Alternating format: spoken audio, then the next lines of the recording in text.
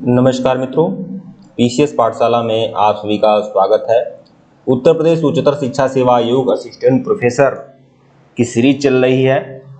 पहली सीरीज आप लोग को मिल चुकी है सुपर क्लास की, यह दूसरी सीरीज है सुपर क्लास की। ठीक है, इसके पहले बहुत सारी जानकारियां आपको लोग मिली है, बहुत सारे मटेरियल आपको मिले हैं, लेकिन सुपर क्लास चल रहा है तो ये सुपर क्लास की यह दूसरी टेस्ट सीरीज है, दूसरी लेक्चर्स मटेरियल है। और देखिए, यह पीसीएस पाठशाला का अपना बैच है।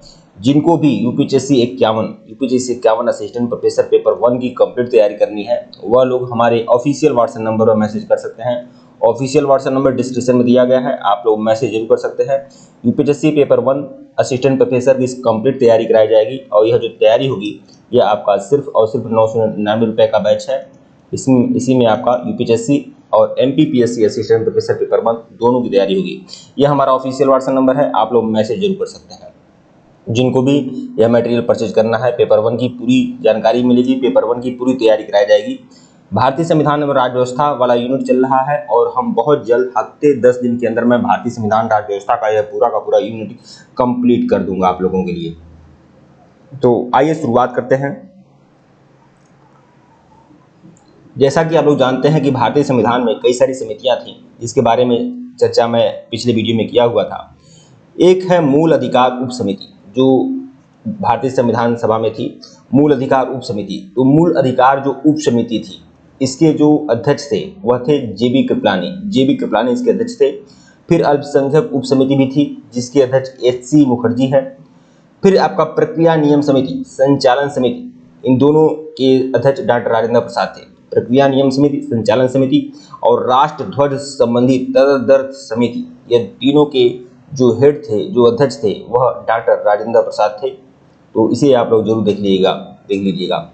अमेरिकी संविधान विश्व का प्रथम लिखित संविधान है, इसीलिए तो अमेरिकी संविधान को विश्व के गणतंत्र की जननी भी कहते हैं। अमेरिकी संविधान जो है विश्व का प्रथम लिखित संविधान है, जबकि भारतीय संविधान विश्व का सबसे बड़ा लिखित संविधान है। तो सबसे बड़ा पूछा जाए तो आप भारतीय संविधान देखेंगे और सबसे प्रथम लिखित संविधान जो है वह अमेरिकी संविधान है।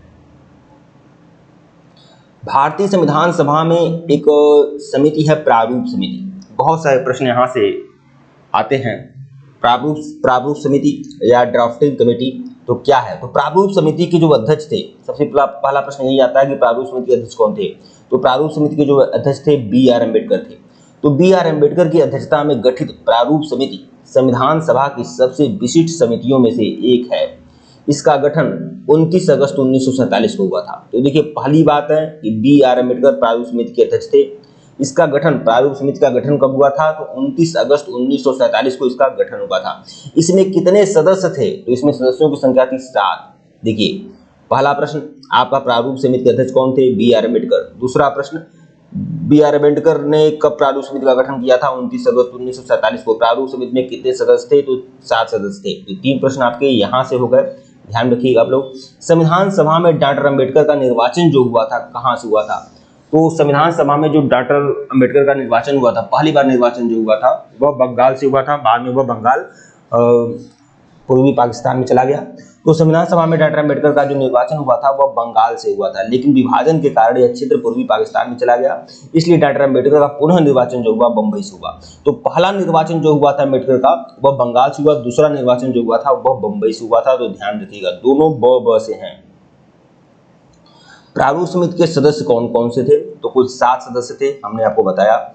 उसमें डॉक्टर BR अम्बेडकर तो अध्यक्ष थे, बाकी N Gopalaswamy Ayyangar, Alladi Krishnaswamy Iyer, doctor KM Munshi, doctor Syed Mohammad Saadulla, AN Madhavrao और TT कृष्णामाचारी, यह जो लोग थे, यह लोग प्रारूप समिति के सदस्य थे। ठीक है, अगला देखिएगा, भारतीय संविधान व अन्य देशों के संविधान का प्रभाव। मतलब भारतीय संविधान, आप जानते हैं भारतीय संविधान जो लिखा गया है, बहुत सारे देशों के संविधान से विशेषताएं ली गई हैं और वह भारतीय संविधान में डाला गया है। तो किस देश से कौन सी विशेषताएं ली गई हैं, इसे हम लोग अच्छे तरीके से देख लेंगे। तो देखिए, ब्रिटेन से क्या लिया गया है? ब्रिटेन से संसदीय शासन प्रणाली, हमारा जो संसदीय शासन प्रणाली है यह ब्रिटेन से लिया गया है। संसदीय शासन प्रणाली जो है ब्रिटेन से लिया गया है। साथ ही साथ संसदीय विशेषाधिकार विधि का शासन ब्रिटेन से लिया गया है। विधायी प्रक्रिया ब्रिटेन से लिया गया है। एकल नागरिकता ब्रिटेन से लिया गया है। चुनाव में सर्वाधिक मत के आधार पर जीत की प्रक्रिया, यह भी आपका ब्रिटेन से ली गई है। हमारी जो कैबिनेट व्यवस्था है, कैबिनेट प्रणाली है, मंत्रिमंडल प्रणाली है, यह भी आपका ब्रिटेन से लिया गया है। परमाधिकार लेख ब्रिटेन से लिया गया है।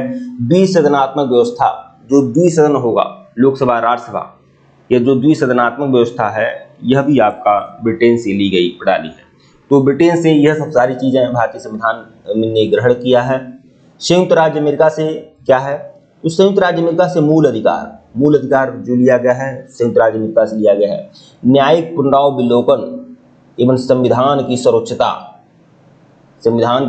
भी संयुक्त राज्य अमेरिका से लिया गया है।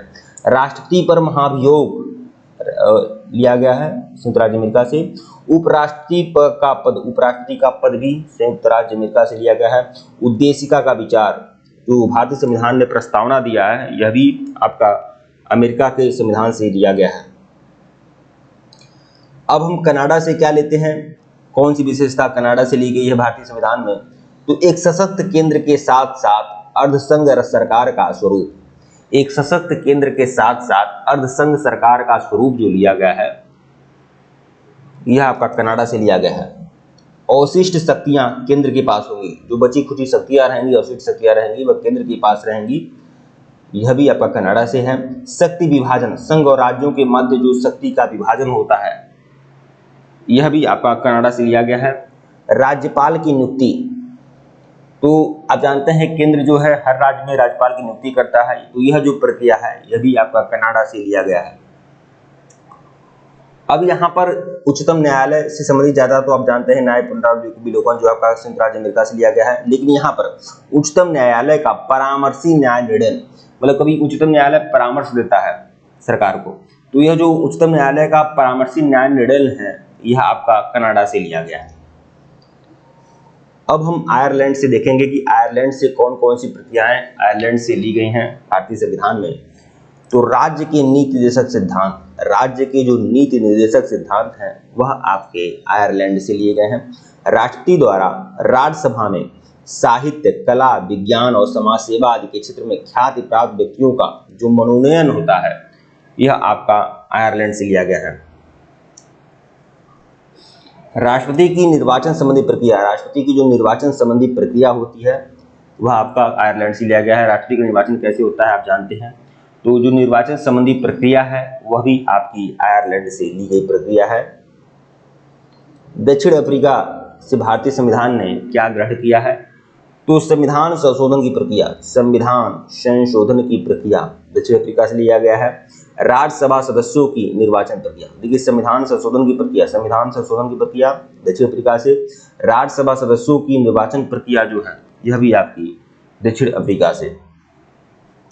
फ्रांस से क्या लिया गया है, स्वतंत्रता समानता बंधुत्व का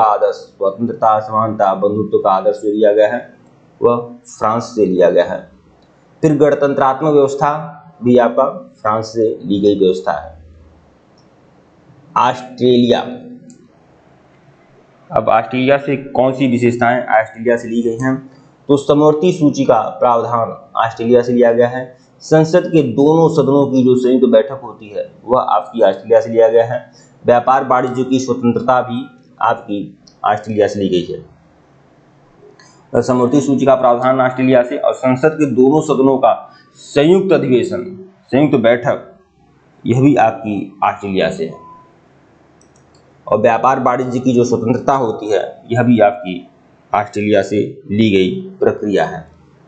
जर्मनी के संविधान से क्या लिया गया है, आपातकाल के दौरान मूल अधिकारों का निलंबन, यह आपका जर्मनी से लिया गया है। जापान से विधि द्वारा स्थापित प्रक्रिया, देखिए विधि की प्रक्रिया ब्रिटेन से लिया गया है, विधि का शासन ब्रिटेन से लिया गया है, लेकिन विधि द्वारा स्थापित प्रक्रिया यह लिया गया है जापान से। यह चीजें गौर करने वाली हैं, ऐसे आप अच्छे से देखें। फिर आपका पूर्व सोवियत संघ मूल कर्तव्य लिया गया है। प्रस्तावना में सामाजिक, आर्थिक एवं राजनीतिक न्याय का निर्देश, यह आपका सोवियत संघ से लिया गया है। देखिए प्रस्तावना में जो सामाजिक आर्थिक राजनीतिक न्याय की बात की गई है यह आपका सोवियत संघ लिया गया है, सोवियत संघ रूस से लिया गया है और मूल कर्तव्य भी रूस से लिया गया है। तो संविधान का अधिकांश भाग भारत शासन अधिनियम 1935 से अधिकृत है। देखिए भारत शासन अधिनियम 1935 आप जानते होंगे जो आया हुआ था। तो भारत शासन अधिनियम 1935 में जितना कुछ है, ठीक है, भारतीय संविधान का 2/3 मतलब भारतीय संविधान का 2/3 मतलब 3 में से 2 हिस्सा सिर्फ और सिर्फ भारत सरकार अधिनियम 1935 से ले लिया गया है। जैसे न्यायपालिका हुआ, कैग हुआ, अध्यादेश, लोक सेवा आयोग, आपात उत्पन्न आदि सब लिए गए हैं। ठीक है, आगे देखिएगा, स्वतंत्रता के पूर्व गठित अंतरिम मंत्रिमंडल। स्वतंत्रता के पूर्व आप जानते हैं जो अंतरिम सरकार बनाने का निर्णय लिया गया था। तो स्वतंत्रता के पूर्व गठित जो अंतरिम मंत्रिमंडल है उसमें स्वतंत्र भारत का जो प्रथम मंत्रिमंडल था इसमें कौन कौन से पद किसको मिले थे वह मैं आपको बता रहा हूं। अंतरिम मंत्रिमंडल मतलब 1946 में स्वतंत्रता के पूर्व का मंत्रिमंडल, और स्वतंत्र भारत का जो मंत्रिमंडल 1947 में था वह क्या था। ठीक है, कौन से पद किसको कब मिले। तो देखिए जो राष्ट्रमंडल और विदेशी मामले, यह जो विभाग था राष्ट्रमंडल विदेशी मामले, अंतरिम सरकार में यह पद जवाहरलाल नेहरू जी के पास था और स्वतंत्रता प्राप्ति के बाद भी यह पद जवाहरलाल नेहरू जी के पास था। गृह सूचना एवं प्रसारण, गृह सूचना एवं प्रसारण यह जो पद था यह सरदार वल्लभ भाई पटेल के पास अंतरिम सरकार में भी था और स्वतंत्र भारत के मंत्रिमंडल में भी यह पद सरदार पटेल जी के पास ही था। खाद्य एवं कृषि मंत्री डॉक्टर राजेंद्र प्रसाद थे अंतरिम सरकार में भी और स्वतंत्र भारत में भी डॉक्टर राजेंद्र प्रसाद थे। तो यह तीनों चीज तो आपको याद नहीं करनी है, तीनों चीजें सेम है अंतरिम सरकार में और स्वतंत्र भारत के मंत्रिमंडल में। वित्त मंत्री कौन थे। वित्त मंत्री अंतरिम सरकार में लियाकत अली खां थे जो मुस्लिम लीग से थे।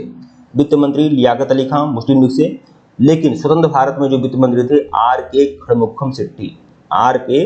खड़मुख्खम चिट्टी यह थे। जबकि अंतरिम सरकार में कौन थे, लियाकत अली वित्त मंत्री, और स्वतंत्र भारत में कौन थे, R.K. खड़मुख्खम चिट्टी। शिक्षा मंत्री कौन थे अंतरिम सरकार में, राजगोपालाचारी, सी राजगोपालाचारी, और स्वतंत्र भारत में कौन थे, मौलाना अबुल कलाम आजाद। उद्योग एवं आपूर्ति मंत्री कौन थे, जान मथाई, उद्योग एवं आपूर्ति मंत्री थे अंतरिम सरकार में जान मथाई। और स्वतंत्र भारत में कौन थे, डॉक्टर श्यामा प्रसाद मुखर्जी, डॉक्टर श्यामा प्रसाद मुखर्जी। विधि मंत्री कौन थे अंतरिम सरकार में, जोगेंद्र नाथ मंडल जो मुस्लिम लीग से थे, और उसके बाद इसमें कौन थे स्वतंत्र भारत के बाद, स्वतंत्र भारत में B.R. अम्बेडकर। रक्षा मंत्री कौन थे अंतरिम सरकार में, सरदार बलदेव सिंह, रक्षा मंत्री अंतरिम सरकार में सरदार बलदेव सिंह थे और स्वतंत्र भारत में भी सरदार बलदेव सिंह थे। कार्य खान एवं ऊर्जा मंत्री अंतरिम सरकार में C.H. भाभा, कार्य खान एवं ऊर्जा मंत्री अंतरिम सरकार में C.H. भाभा, जबकि स्वतंत्र भारत में V.N. गाडगिल थे, V.N. गाडगिल। रेलवे एवं परिवहन मंत्री आसफ अली अंतरिम सरकार में और स्वतंत्र भारत में जान मथाई। श्रम मंत्री जगजीवन राम थे अंतरिम सरकार में भी और स्वतंत्र भारत में भी। वाणिज्य मंत्री जो थे I.I. चुंदरीगर, यह मुस्लिम लीग से थे अंतरिम सरकार में, और वाणिज्य मंत्री स्वतंत्र भारत में कौन थे, C.H. भाभा, C.H. भाभा। स्वास्थ्य मंत्री कौन थे, गजनफर अली खां, मुस्लिम लीग से स्वास्थ्य मंत्री गजनफर अली खां थे, मुस्लिम लीग से स्वास्थ्य मंत्री गजनफर अली खां। और अंतरिम सरकार में कौन थे, राजकुमारी अमृत कौर। डाक एवं वायु मंत्री अब्दुल रब निस्तार मुस्लिम लीग से थे। संचार मंत्री रफ़ी अहमद किदवई थे। ठीक है मित्रों, वीडियो को लाइक और चैनल को सब्सक्राइब करेगा, टेलीग्राम बिल्कुल ज्वाइन करेगा, लिंक डिस्क्रिप्शन में दिया गया है। इस तरह से यूपीएससी 51 असिस्टेंट प्रोफेसर पेपर 1 की सीरीज लगातार कंप्लीट कराई जा रही है, कंप्लीट कराई जाएगी। जैसे ही यह कंप्लीट होता है बाकी के यूनिट कंप्लीट कराए जाएंगे, टेस्ट सीरीज भी आप लोग को मिलेगी। टेलीग्राम बिल्कुल ज्वाइन करेगा, लिंक डिस्क्रिप्शन में दिया गया है। धन्यवाद आप लोग को।